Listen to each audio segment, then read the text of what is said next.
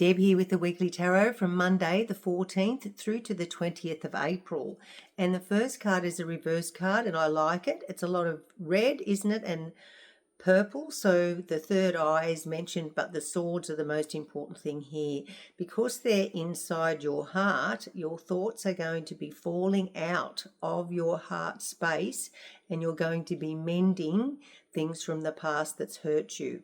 So I'm really loving that because obviously, when it's upright, it means that some disillusionment has happened or a hurt or, a romance has ended, some deception. It's all sorts of anything that would have hurt your heart in the past, and it would have been storm clouds and raining on you. You would have felt really bad at some stage, and we've all been there. So I'm loving that it's the swords coming out. Yahoo!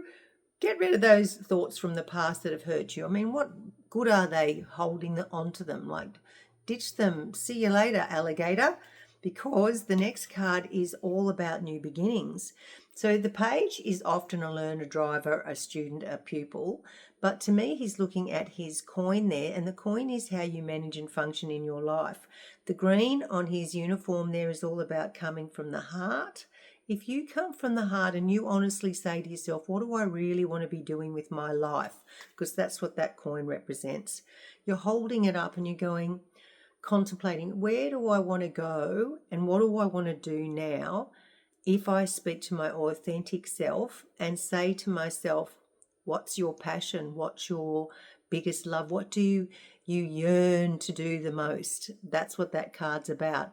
It may mean also, because of the page coming up, that you might have to do a course or you might have to get a certificate to be able to go into this area of what makes your heart sing.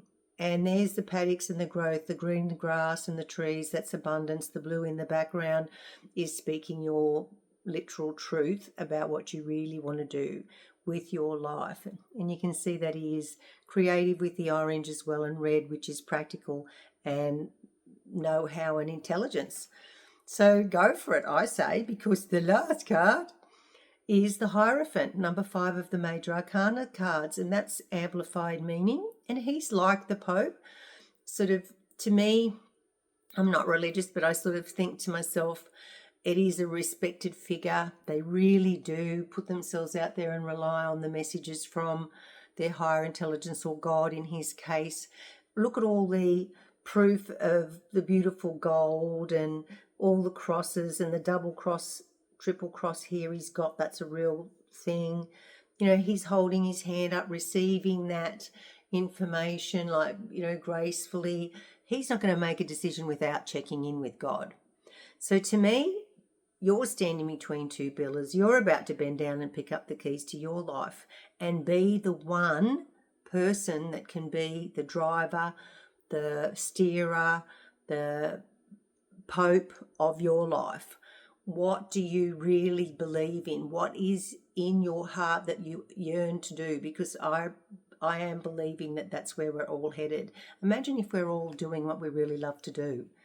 Wouldn't it be a passionate world? Everyone would be sort of skipping around happy. There wouldn't be drudgering. There'd be no drudgery going to work, would there? There'd be skippity skip hoppity hop.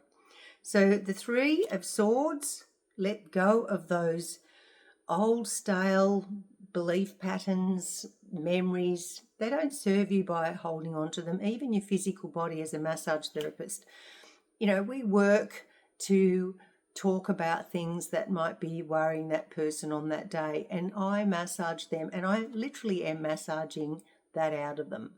So a lot of my clients are just flying at the moment. So page is 1, 5 is the Hierophant, and 3. So 6, 7, 8, 9, and 9 is the beginning of it's the end of a spiritual journey, but that always means the beginning of a new journey. High five, go for it. Write down and literally say to yourself, as you're falling asleep at night and you're writing in your diary that I always bang on about having next to your bed, what do I really want? Just leave it at that. Go to sleep, and in your dreams and in your deep state of, in your other world, you'll get those messages. And the first thing when you wake, get your diary and your pen and you just write. and see what happens. See what little trinkets, little treasures that you might come up with. Have a lovely week, everyone.